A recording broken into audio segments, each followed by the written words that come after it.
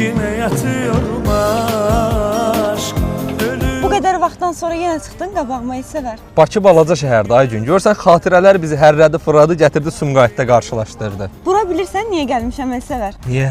O ilk görüş yerindəki ağacın üstünə adımızı yazmışdın.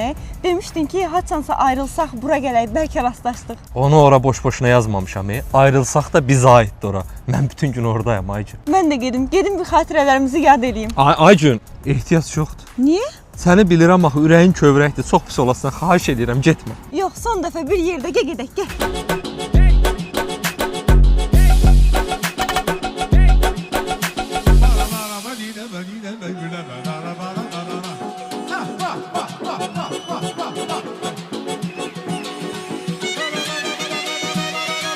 Elsəvər, bu nə kolleksiyada açmısan burada? Aygün, səndən sonra həyatımda biraz boşluq oldu. Ana boşluq, meşədə ağac qalmayıb. Mən də səyəm axı. Gəlirəm səndən burada xatirə yad eləməyə. Bütün qızlarla buraya gəlmisən sən. Şərəfsiz sən, alçaq adamsan.